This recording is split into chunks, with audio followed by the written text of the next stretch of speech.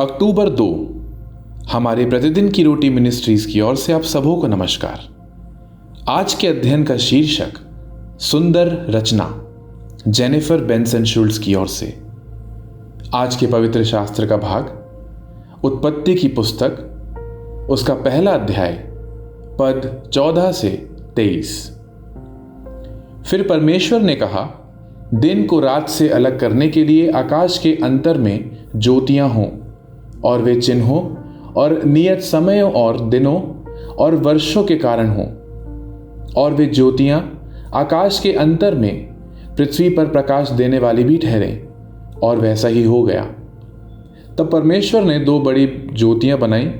उनमें से बड़ी ज्योति को दिन पर प्रभुता करने के लिए कहा, और छोटी ज्योति को रात पर प्रभुता करने के लिए बनाया, और तारागण को भी बनाया। परमेश्वर ने उनको आकाश के अंतर में इसलिए रखा कि वे पृथ्वी पर प्रकाश दें तथा दिन और रात पर प्रभुता करें और उजियाले और अंधियारे से अलग करें। और परमेश्वर ने देखा कि वह अच्छा है। तथा सांझ हुई, फिर भोर हुआ, इस प्रकार चौथा दिन भी हो गया।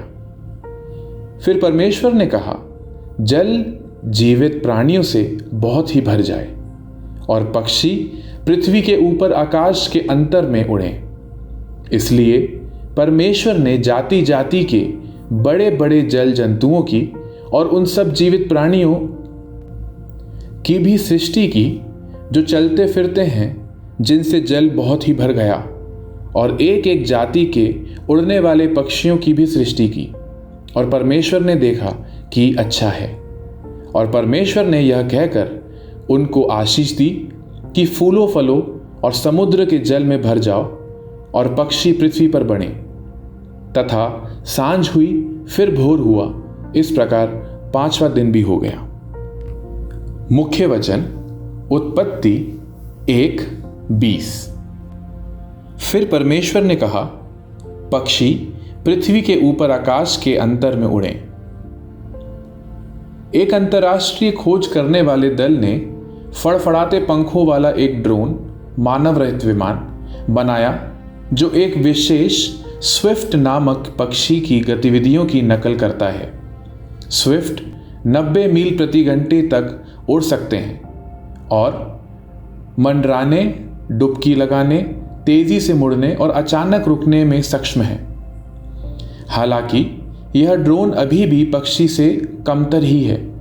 एक शोधकर्ता ने कहा कि पक्षियों में बहुत सारी मांसपेशियां होती हैं जो उन्हें अविश्वसनीय रूप से तेजी में उड़ने में, अपने पंख मोड़ने, घुमाने, पंखों की तह खोलने और ऊर्जा बचाने में सक्षम बनाते हैं।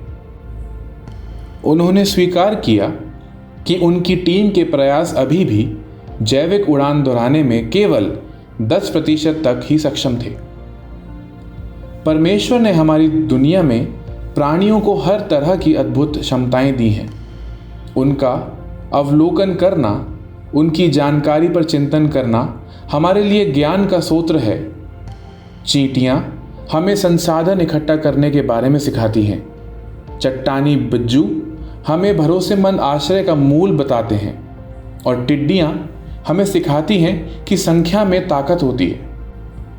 बाइबल हमें बताती है कि परमेश्वर ने अपनी बुद्धि से दुनिया की स्थापना की, और सृष्टि की रचना की प्रक्रिया में प्रत्येक चरण के अंत में उसने सृष्टि की। उसने जो किया वह अच्छा था। वह परमेश्वर जिसने पक्षियों को पृथ्वी के ऊपर आकाश के अंतर में उड़ने के लिए बनाया, उसने अपनी बुद्धि को हमारे तर्क के साथ मिलाने की क्षमता भी दी है। आज विचार करें कि आप प्राकृतिक दुनिया में उसकी सुंदर रचना से कैसे सीख सकते हैं। आप परमेश्वर की रचना के कौन से भाग की सबसे अधिक प्रशंसा करते हैं? यह आपसे परमेश्वर की बुद्धि के बारे में कैसे बात करता है? हे प्रिय पिता, अपनी बुद्धि के प्रति मेरी आंखें खोल दें, क्योंकि मैं आपकी रचना पर विचार करता हूं। आमीन।